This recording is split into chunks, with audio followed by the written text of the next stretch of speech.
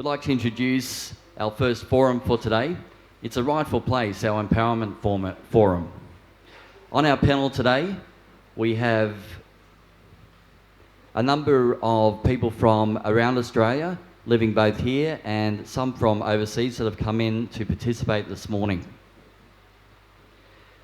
We have Noel Pearson, land rights activist, history law graduate of the University of Sydney, advisor for Cape York Partnership, and also chairman of Good to Great Schools Australia. We also have Sean Gordon, the Chief Executive Officer of the Darkinjung Local Aboriginal Land Council, and chairperson for the Empowered Communities Leadership Group. Joining him, we also have Shireen Morris, having a law background, and the Constitutional Reform Research Fellow, and also Senior Policy Advisor for the Cape York Institute. We welcome her too. Convening this morning as a moderator, we have Sandy McCutcheon. Over 20 years, he's lived in Morocco, in Africa there, and he also has involvement with First Nations people in Morocco. We welcome them all this morning. Thank you, and thank you for turning up. I'd just like to start by paying my respects to the traditional owners and custodians of the land on which we meet, the Jinnabara people, who year after year extend such a warm welcome to all the Woodfordians. My thanks, and on behalf of all of us, our thanks. I was going to start talking about empowerment straight away, but someone said to me in the street, you know, the First Nations, it's a battle uphill right across the world. Nobody ever seems to win. Well, I want to give you a good luck story. For hundreds and thousands of years, the First Nation people of Morocco, the Amazigh, have been struggling for their freedom. They've even been named in the derogatory name Berbers, which equates with barbarians, whereas Amazigh, their true name, means the free people. Their language was denied, they had no citizenship, no status whatsoever, and they were unable to name their children with Amazigh names. It was illegal. In the last couple of years, they have been recognised in the Constitution of Morocco. Their language is actually now listed as one of the official languages of the country, and all things from road signs to public notices now also are in the Amazigh language, which is very different from the alphabet of the Arabs. Last year they were also given the right to name their children with Amazigh names, and there's been huge celebrations. They have their own television channels and they have their own radio programs and newspapers. Noel the other day was talking about this torment of powerlessness and equated what happens in Australia with Indigenous people being 3%, with the huge, like a mouse, with the huge elephant at the other end of the room. The only difference in Morocco is that it was 2 elephants in the room, because the Amazigh people were at one stage over 50% of the population, but disempowered, and they're now around about 55% of the population. So battles can be won. It's not all on numbers, and one of the major steps towards winning the battles here, and the many battles on many fronts, is this whole movement to the empowered communities. And I'd like to start by getting Noel just to give us an idea about what an empowered community might look like and where we're at with that whole movement. And it's a pleasure to have you with us. Thank you, Sandy. There have been a number of,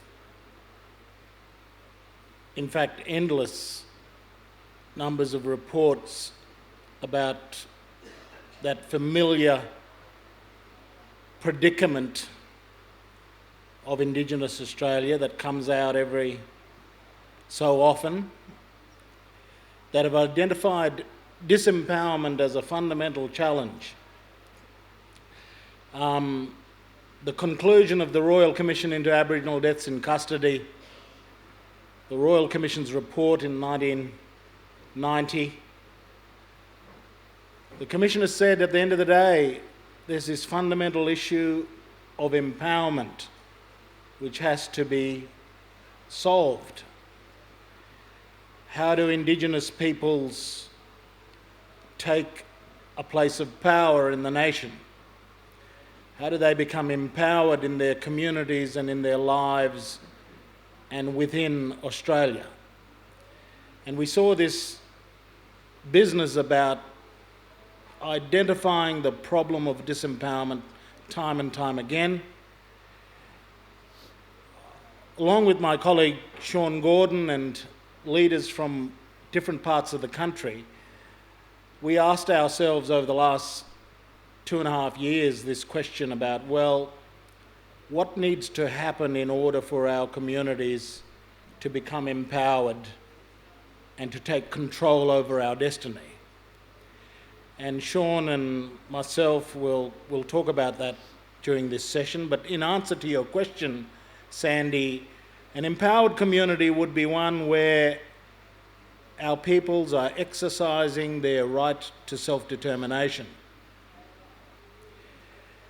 They would have the ability to take their own destiny into their own hands.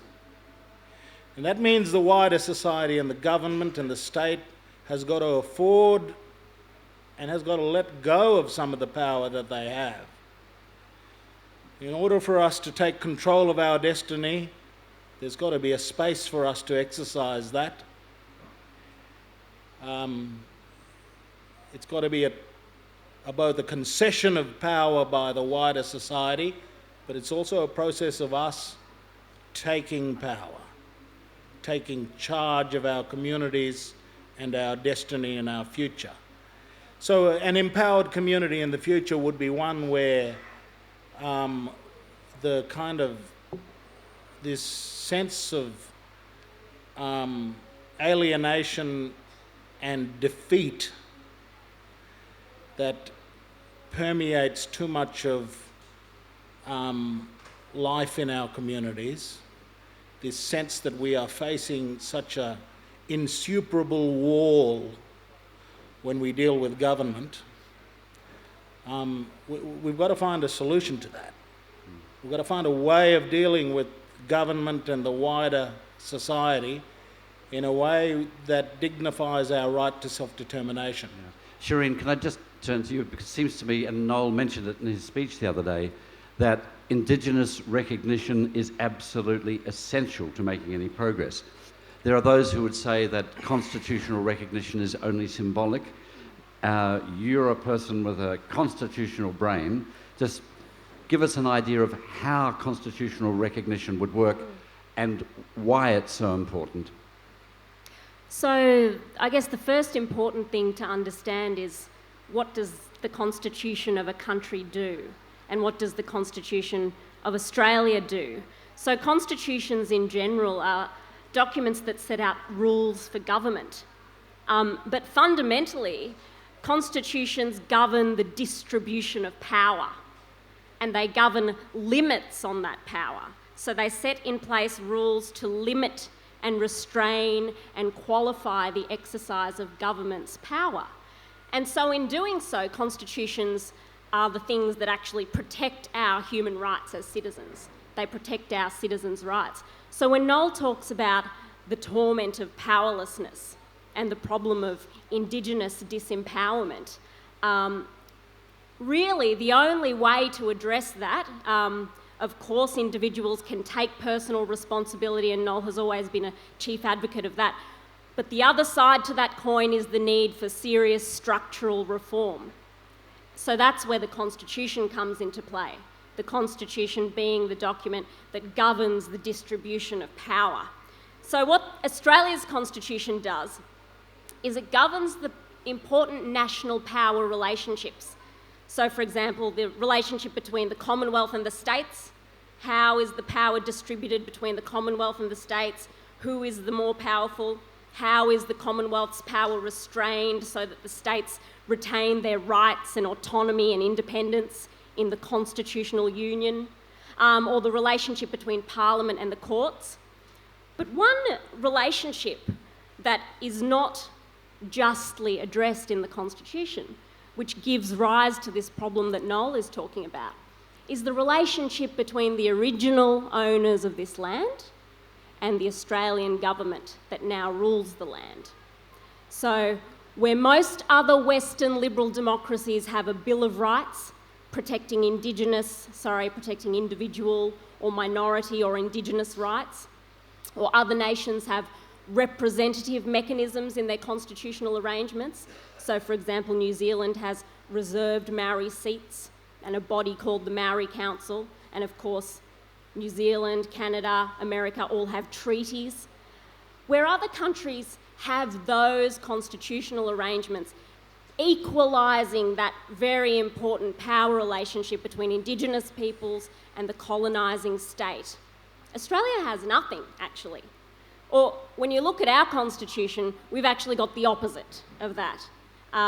So the 1967 referendum fixed some of the problem because it removed some of the explicit exclusion of Indigenous people from the constitution. But what we have now is a constitution that doesn't address the relationship between Indigenous people and the state at all, no positive protection of Indigenous rights, no guarantee of equality before the law or racial non-discrimination as America, Canada and most of the Western democracies have. In fact, what we've got is an explicit power in the Constitution saying that Parliament can racially discriminate. So we are, as far as I know, the only nation, certainly Western nation, but I think the only nation in the world that gives its Parliament a power to pass race-based laws, whether positive or negative. There is also a clause in there that talks about banning races from voting. And as we know, the one group, the one constituency amongst Australia that has not benefited from any rights protection whatsoever under our constitutional arrangements are Indigenous Australians. So that is what we mean when we talk about Indigenous constitutional recognition. We mean, how do we constitutionally protect Indigenous rights? How do we ensure that Indigenous people are represented and have a voice in their affairs?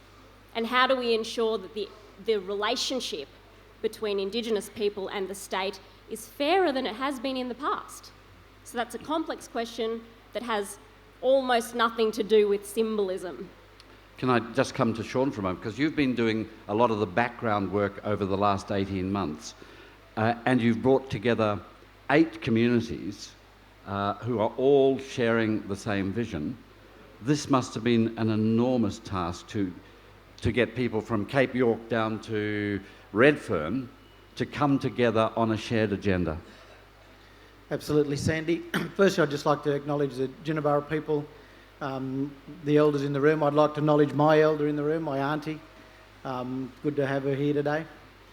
Look, bringing people together and getting people to sign a document is the easy thing to do. Keeping people together and having those 8 regions work to a shared vision and producing a document such as the Empowered Communities document that we submitted to the government in March this year is a lot of work.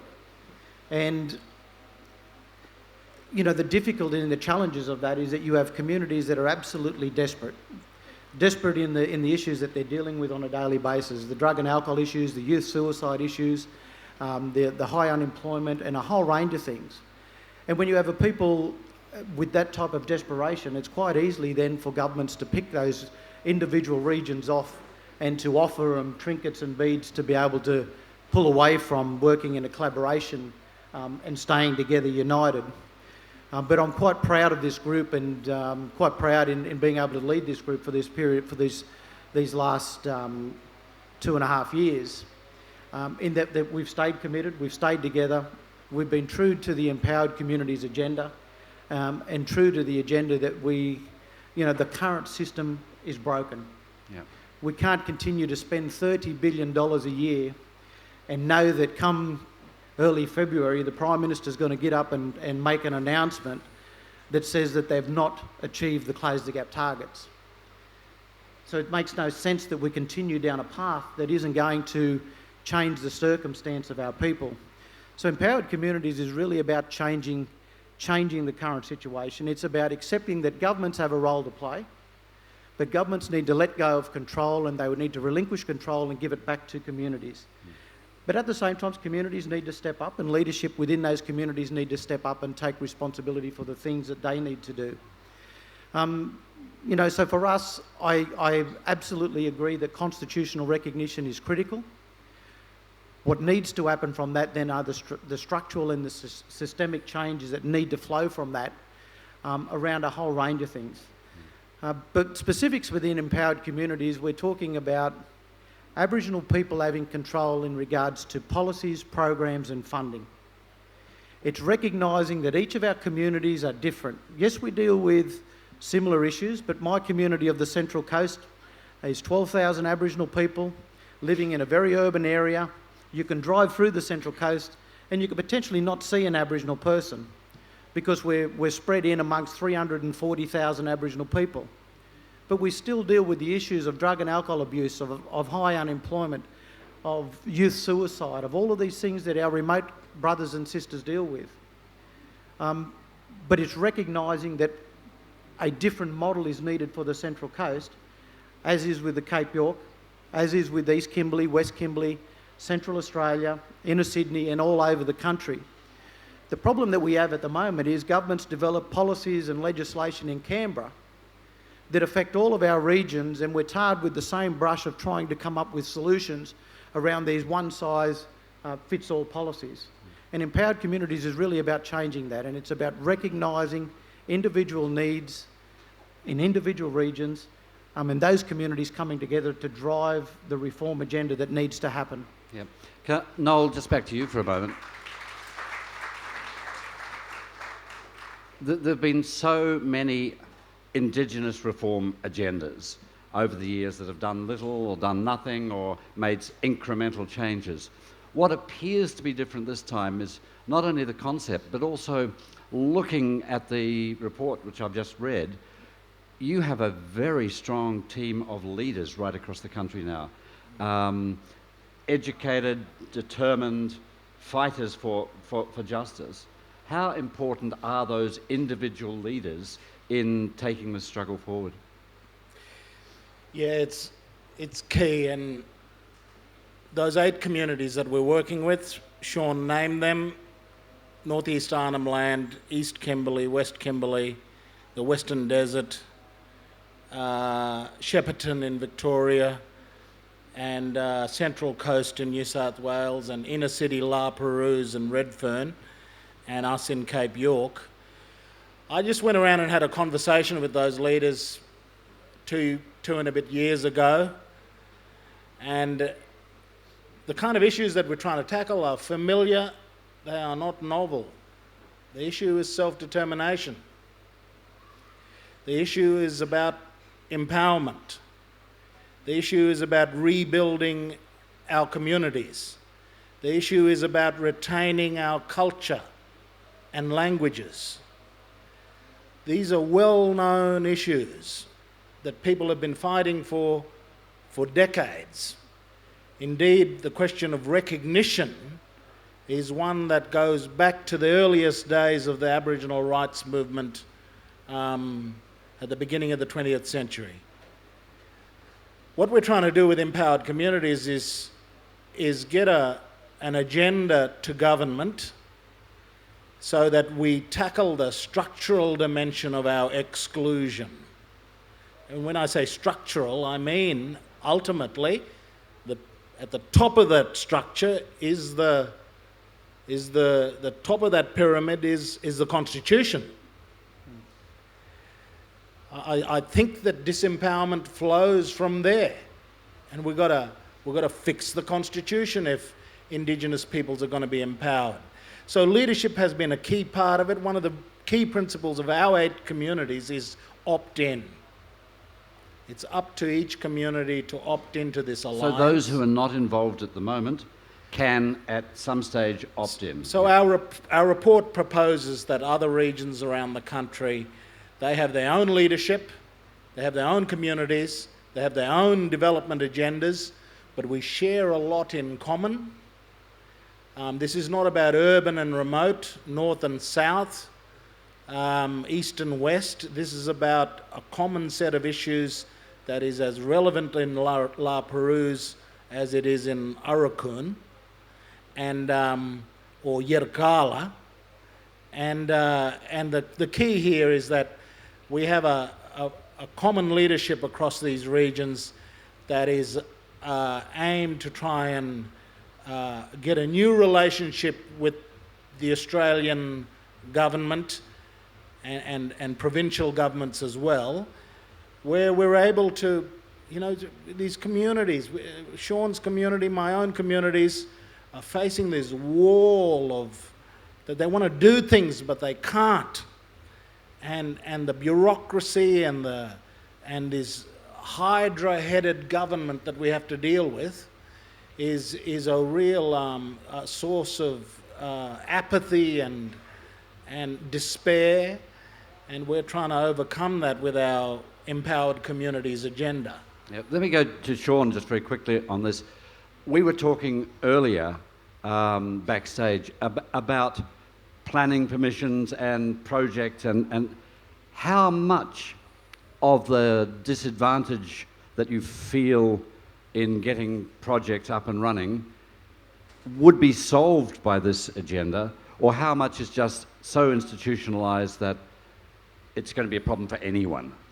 Well, I think just some background information to that. Dark and Jung Land Council within the central coast of New South Wales, within the Wyong-Gosford area, we're the biggest private landowner on the central coast. So land is not an issue. We're also quite a wealthy organisation that we have a little bit over $30-odd million cash in the bank, which is managed by our community. We make the decisions on that money. We receive not 1 cent from the federal or state government to run our affairs. We do everything ourselves. We undertake developments. We manage our affairs. So for us, it's not a matter of having land and it's not a matter of having money, because those two things aren't going to fix the problems. The problems that we have is that when it comes to planning approvals or dealing with governments, we're actually dealing with government legislation and policy, and the policies actually set Aboriginal people back. An example of that, in New South Wales under the Aboriginal Land Rights Act, we claim vacant Crown land. So it's vacant, we put a claim over it, it comes across to us, and it comes across to us as freehold land. But before we can do anything with that land as Aboriginal people, the New South Wales Aboriginal Land Rights Act requires us to declare that land culturally insignificant. We're not claiming culturally significant land, we're claiming vacant Crown land that comes across as freehold. So why are then we required to get 10% of our members, which is 80 people in a room, to agree that that land should be declared culturally insignificant?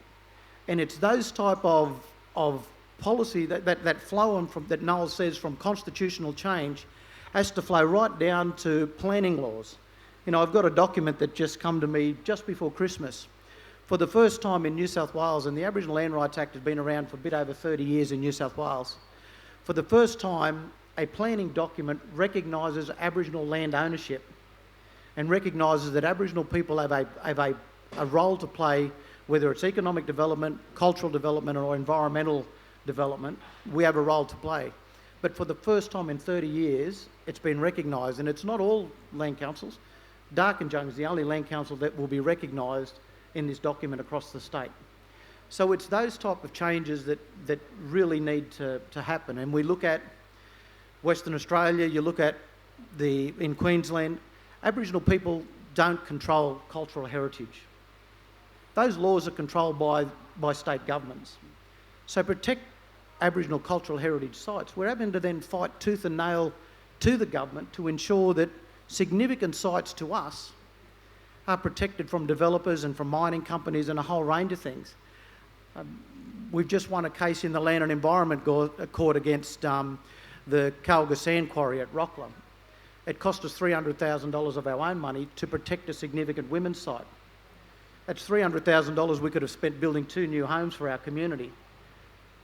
But again, it's this lack of recognition for Aboriginal cultural heritage, for our language, for our history, for our sites, and a whole range of things that haven't flowed on. And as I look at one of the biggest learnings in my lesson, I looked to the global financial crisis when it hit in 2008. And the lesson that I learned from that is that when you cripple, when the economy cripples, countries the way it did, I then look at the last 200 odd years of Aboriginal people in this country, and we've been crippled economically, culturally, and socially, that almost everything that we do in our day-to-day lives, from the time we are born till the time we die, there is a dependency somewhere within that cycle on government. And governments really have really need to take a serious look at themselves and take a step back and allow our people to take responsibility and to start to drive the reform and change that is needed. And that's the reality of our world today as Indigenous people. Yeah. Shireen, just coming back to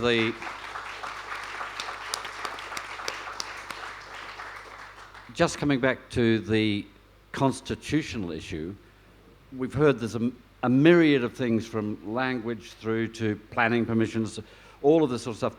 A, how much can be covered in a constitutional amendment? But B, and probably more important, how difficult is it to get that inserted into the Constitution? Does it require a referendum? So Australia's got one of the hardest constitutions to change in the world because it requires a referendum before you can change it. And it's not a simple majority referendum, so you don't just need 50%. What you need is a majority of voters overall plus a majority of voters in a majority of states. So what that means is you need a very high threshold of widespread political consensus across the nation. You need bipartisan and multi-partisan support. You really need to be aiming at getting 90%, like happened in 1967. The most successful of Australia's referendum was the 1967 referendum, where about 90% of Australians voted yes.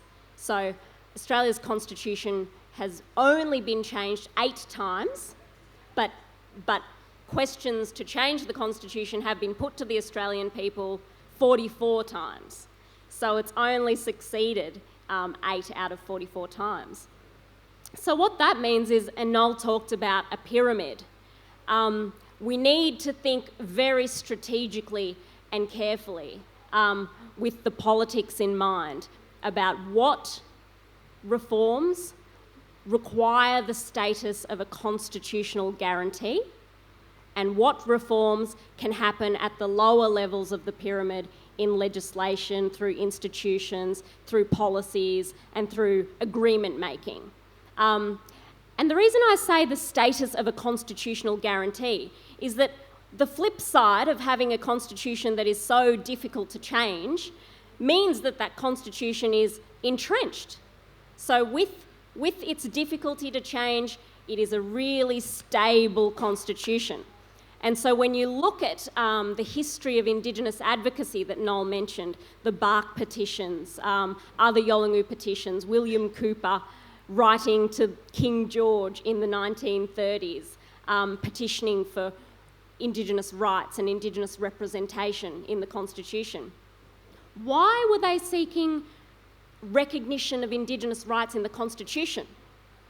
The answer is because the Constitution is so difficult to change. It's the place you can get a really stable and enduring guarantee and protection for your rights. So legislative guarantees of rights can be changed at political whim. The government might change. So we witnessed this with the Racial Discrimination Act. So we have racial discrimination in our legislation, but that act can be suspended by governments, as happened with the Northern Territory intervention. So we have to think really carefully about what is the most important rights protection that we want to try and get into the Constitution for that stable and enduring constitutional guarantee. But at the same time, we've got to think, well, what kind of recognition has the capability of winning that widespread political consensus? So that is a bit of a mind-bending puzzle that we need to work through. And the expert panel that Noel was a member of recommended recognition of Indigenous languages in the Constitution. and they recommended a racial non-discrimination guarantee in the Constitution.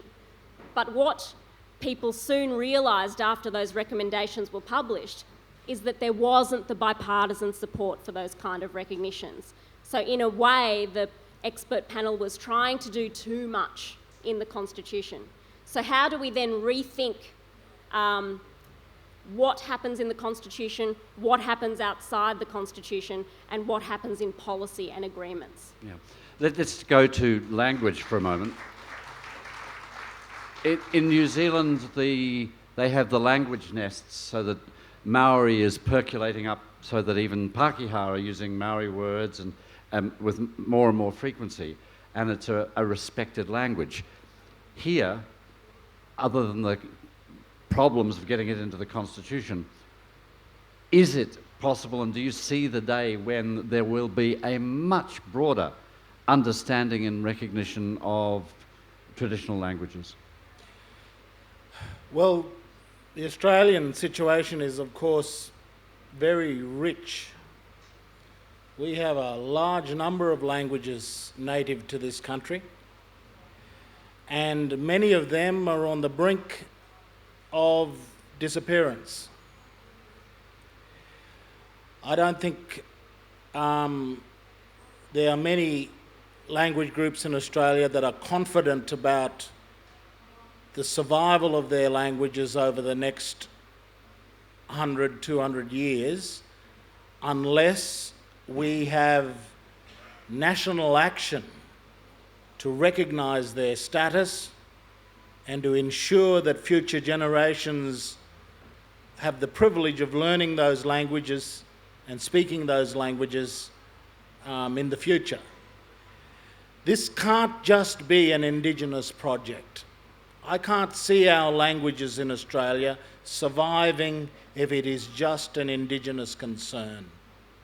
We will only preserve our remaining languages, and we will only rebuild those languages that are on the brink if we have a national cause behind it. It requires the entire country to get behind the native languages of Australia. My mother's tongue, my father's tongue have perhaps 1,000 speakers each, and the generational shift to English is inexorable, and yet I've seen very great efforts being made right across the country in staunching that shift to English and rebuilding.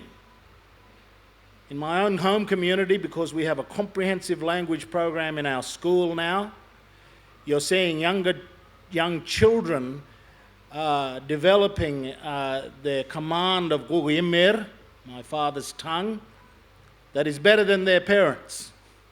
And they're revivifying the interest in the community, in their language. And we're learning from the Language Nest experience in New Zealand. And there's great things being done. But we don't invest anything in it. There's no investment in the retention and transmission of our languages. There's a paltry government program that you can apply for in George Brandis's department, and you've got to jump through this hoop and that. You know, if we're going to make this a national agenda, we've got to get deadly serious, because we're talking about, you know, hundreds of languages and dialects. And we need each region of the country to take co-ownership with the First Nations of this agenda, get them into the schools, work together with First Nations. Can I say that money's the big thing? We're going to have to invest in a cultural agenda for Australia that includes as a first and priority focus support for our traditional languages. And I just want to make one comment. You know what the biggest liability that we have made provision for in Australia? What is the biggest liability that we have made the most provision for in Australia? The superannuation payouts of federal public servants in the Future Fund. We consider superannuation payouts for public servants to be our most important liability, and we've made $100 billion plus provisioning for that. Now, who really thinks that that is our biggest liability? And yet our languages and our heritage of this country is on the very brink of destruction and waste. So I think groups are making efforts, notwithstanding the fact that we have not grasped the nettle of this challenge. But in the next few years, if we are serious about Aboriginal languages and our heritage, the country has going to have to ask itself, what are we prepared to do to ensure that this heritage survives for the benefit of everybody? It seems to me there's a role here for local non-Indigenous communities to play a part. You mentioned the other day, and I thought it was really pertinent, the names of things. Yeah. Now, if local community action groups go around and say to their local councils, that mountain over there is not really called Round Hill. It has a name that the Indigenous people gave it. Let us claim it back. Let us work with our Indigenous brothers and sisters and reclaim the names, because at the beginning of names is the beginning of storytelling, and then you get into the language. Would that be a useful thing? Hundreds of thousands of names remain unofficial and unrecorded. Hundreds of thousands. And each of those places has a story, and that is unrecorded. And part of the whole business of recognition has got to be that we shine a light on those names, so that everybody comes to understand that Round Hill is not just some mundane name. It is Damal Nupun, 1 foot. The great creation story of 1 foot. The countless thousands of names that remain and we unrecognised. We are impoverished by not having that information. Our land becomes almost meaningless because we have no understanding of it. It seems like a really important thing. I want to go back to Sean, and then we'll take some questions from the audience. We do have a roving mic somewhere. Sean, all of these topics rely on getting a response from the government. What's your feeling about how that's going, and when and if we will see some progress? Look, the greatest lesson I've learnt over the last 3 years is that the leadership of empowered communities in these eight regions have not changed. The organisations and the leadership within the Aboriginal organisations within these communities have not changed. The communities have not changed. The people are still there. We've dealt with 3 or 4 Prime Ministers over that period. We've dealt with bureaucratic change through the Prime Minister's office, through Prime Minister and Cabinet. We've dealt with changes at state level with new premiers, and with new premiers becomes new ministers at all states and territories right across the country. So one of the greatest challenges that we have as Indigenous people is the instability of governments and the structure where Prime Ministers change. We submitted a letter in March to the then Prime Minister, Tony Abbott, and we were dealing with a whole range of bureaucrats and key people within government. That changes the minute Turnbull comes in, and then we've effectively got to start all over again. With Turnbull, there becomes new heads of the Prime Minister's office. There's key people replaced within that. There's key people then replaced within Prime Minister and Cabinet. So for us, we've effectively had to start all over again. The response from government, look, to be honest with you, I think the response from government is very poor. And I go back to the Constitution, and I want to add this, that for one instance, the people in the audience don't doubt that the Constitution isn't a racist document against Indigenous people. Don't doubt for 1 second that this document is critical, that it is changed in the best interest of Indigenous people. 3 times in the history of this country, the Racial Discrimination Act was suspended. And the 3 times it was suspended was against Indigenous people. One was to introduce native title legislation to deal with the issues of titles and to ensure that Aboriginal people didn't have access to all of this land when the introduction of native title took place. The second was it was suspended to deal with the Ironmask Bridge and the destruction of a significant women's site down to the Ngarrindjeri people down in the Murray Bridge area. And the third time was to introduce the Northern Territory Intervention, which only attacked and dealt with Indigenous people. So don't doubt for 1 second that this Constitution isn't oppressive and it isn't attacking Indigenous people specifically, because it is. The challenge that we have is that come the first speech of Parliament, the Prime Minister's going to roll out and he's going to have all of these people come in behind him and he's going to say, look, out of the, I think it's 6 close the gap targets, we're making inroads in a couple. One of them is infant mortality. I sort of question whether we're making inroads in infant mortality, because I don't know whether we're actually improving the health and well-being of the young mums and bubs and that's where we're creating the inroads, or whether technology has just caught up, that we're keeping our babies alive longer and getting them through that difficult stages of early life. So I'm not actually convinced that we're making inroads right now in infant mortality. I just think that technology is keeping our bubs alive and getting them through that stage. I would like to then go back and visit the mums, the dads, the families, and find out whether we've really made inroads in improving the health and well-being of those people, which is young babies being born much healthier, which is keeping them alive and keeping them through that system. So we've got to be careful that when these speeches are rolled out every year, that we don't get caught up in the pretty words of it all, because at the end of the day, we are still spending $30 billion in this space, and we are not making the necessary inroads to ensure that Aboriginal people are advancing within their own country. And the only way we can do that is by empowering Aboriginal people to take responsibility, to take control, and to lead the change that needs to happen within their own communities. Governments cannot do that. They have tried, they have failed, and it is now our turn to lead in that space.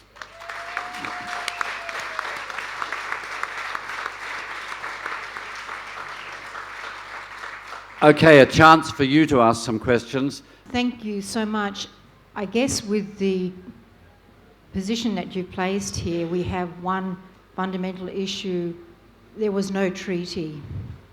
So when you ask the question about how to deal with the Constitution, when you look at how we deal with the health of our children, our mums and dads, when you look at how you get to that place of self-determination for communities, that first question that holds all our First people still mourning 200 odd years after thousands of massacres, how do we deal with these two fundamental issues? No treaty and the pain our First people still suffer. Shireen. Yeah, I think that's absolutely right. You know, the Constitution was, you could understand the Constitution, someone once described it as a peace treaty between the colonies, where the colonies got together and said, okay, what are the terms on which we are going to live peacefully in this new united nation? But there was one very important absent party from those 10 years of constitutional negotiations that happened. And yeah, there was no treaty prior to that moment, before 1901, before that union came into force, and there's been no treaty since it. So I agree, there should be an agreement. And when we talk about the relationship between Indigenous peoples and the state, which constitutional recognition seeks to address, I really believe that must arise out of agreement, out of negotiation and agreement between Indigenous peoples and the state. So whether you call that a treaty or whether you call it a constitutional agreement that is then articulated at the constitutional level and the legislative level and the institutional level, I agree, there is absolutely a need to retrospectively set in place agreed principles and rights and responsibilities in that important relationship. Thanks, Shireen. Yes, gentleman over here. Thank you. Thank you again for sharing your wisdom with us this morning. As a non-Indigenous person, I was wondering if the panel could reflect on what we can do to be strong, powerful allies for our Indigenous communities. So I was wondering if you could reflect on that or give one or two points for people that aren't Aboriginal people but really want to help and be part of the solution together. Noel was talking about these issues can't be just Indigenous issues, so it needs to be shared values. So just interested in getting your reflections on that. I guess I'm happy to talk to that, Sandy. One of the concept of the mouse and the elephant is this 3% mouse is really, it's a constant battle to try and budge or push or move this 97% elephant.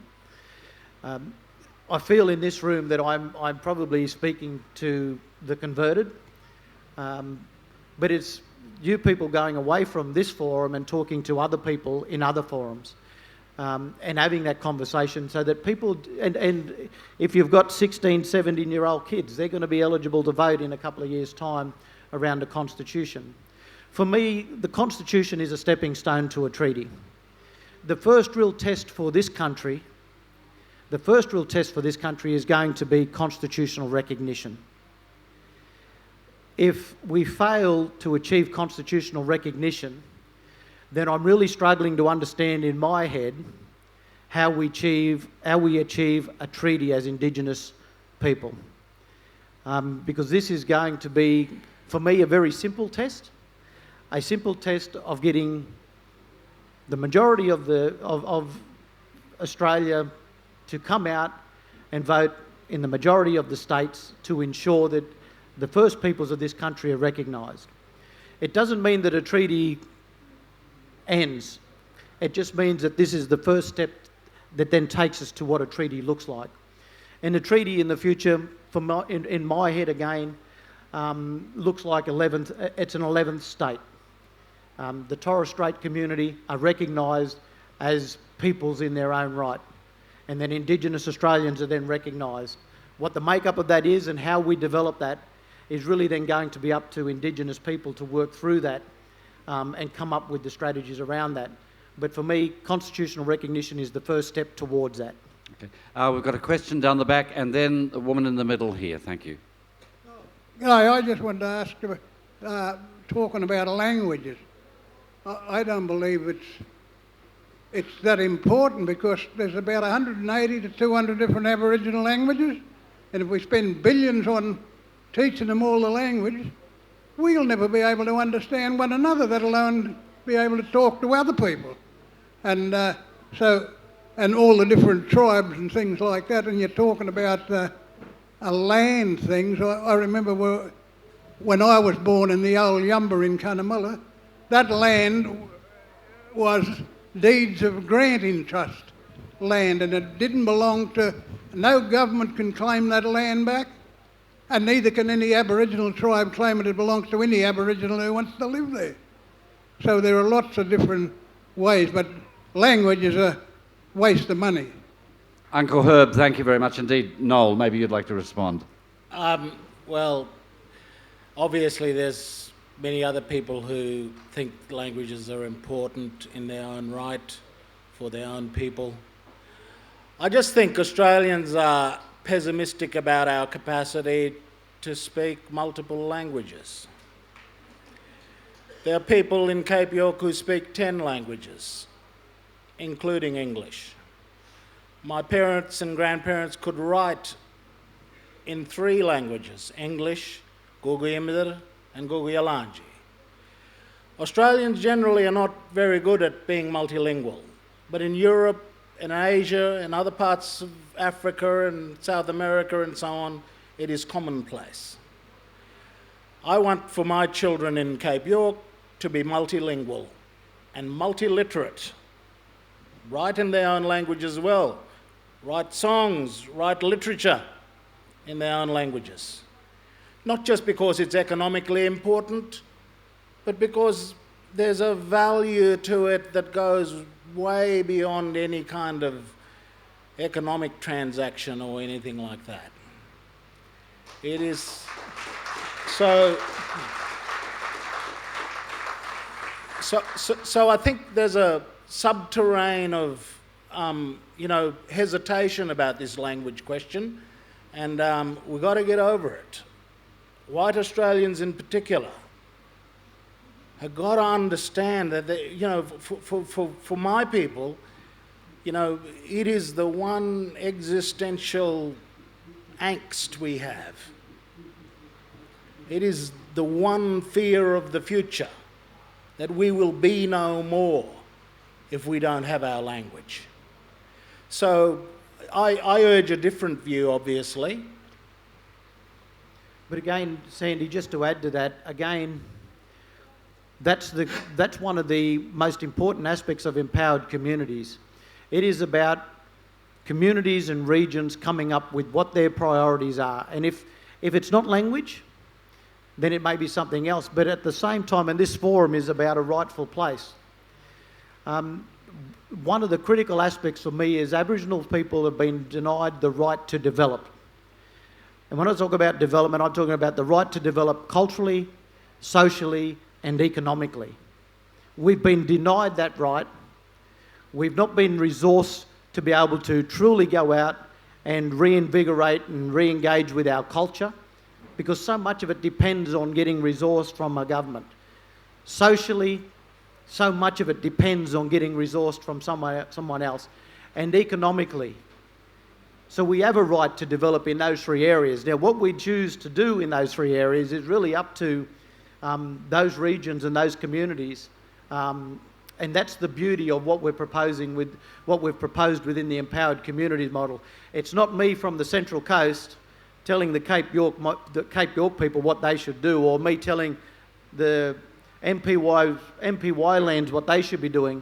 It's up to them to come up with their own priorities and to work through those issues themselves, but absolutely with the backing and the support of the 8 other regions. All we've effectively done in this concept of empowered communities was increased our scale. So rather than the Cape York go in and fight by themselves on a particular issue to government, Noel can call on me down on the Central Coast, or we can call on Ian Trust over in the Kimberley, or we can call on Galloway Yunupingu, we can call on the Women's Council in Central Australia, and all of a sudden that 3% mouse gets a little bit bigger and has a little bit more of a voice and has a little bit more authority to start to wield a bigger stick when it comes to shifting this elephant. And that's all we're doing through this process, is increasing our scale. Because right now, the Aboriginal industry or the Indigenous industry is a $30 billion commodity that is preying on our disadvantage. And I'll say the word commodity. Our people are being traded as commodity, and we are being traded because of our disadvantage. And that has to change.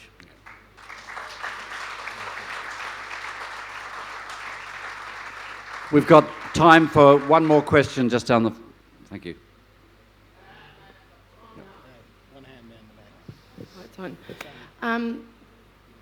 Once again, thank you so much for taking the time to share your knowledge and perspective on all these really important issues.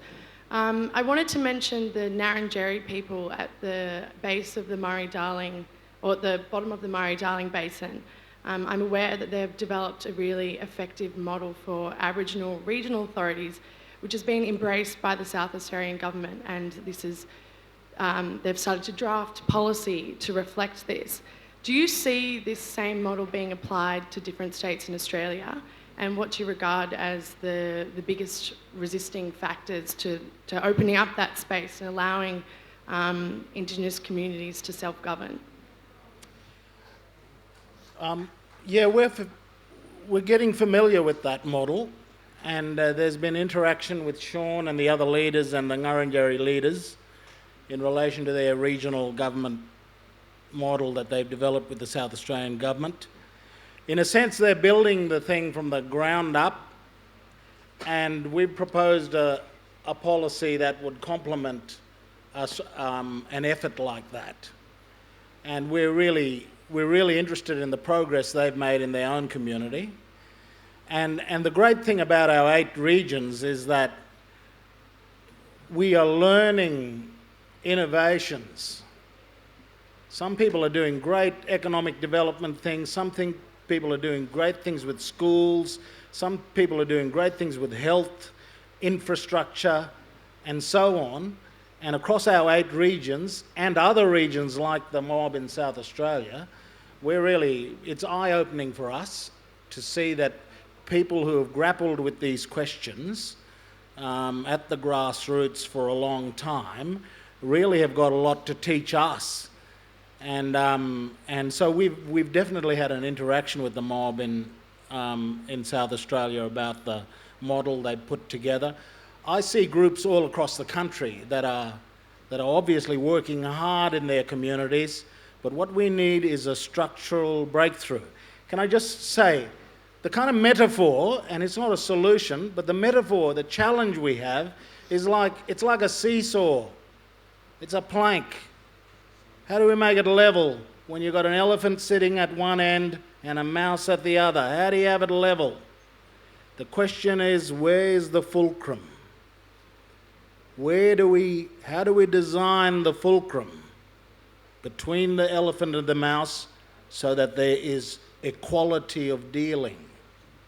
We can create a level playing field between the elephant and the mouse, but we have got to design the institutional fulcrum between the two that gives dignity of dealing between the both. Thanks, Noel. We've got very quick. Sandy, we've got 1 minute left. Sandy, just quickly on the Ngarrindjeri mob.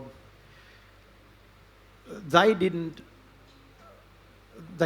get their act together until after the Iron Marsh decision. And from that decision and the way in which the government suspended the Racial Discrimination Act to come in and destroy a significant site, because that divided the community, they made a decision there and then that they will never allow the government to come in and divide that community again. And from that is when they've started to introduce all of these other things, but it still doesn't go far enough for them, because right now their lands are being invaded by seals. The legislation doesn't go far enough to allow them to cull seals from coming in and destroying their country and destroying the habitat and destroying the wildlife is there. And that's where recognition of cultural rights, of sea rights, of water rights, of land rights doesn't go far enough. And that, Sean, again, is why the Constitution is critical. We have to leave it there because we've run almost completely out of time. Thank you. Ladies and gentlemen, put your hands together for our team. Thank you so much for your participation as well.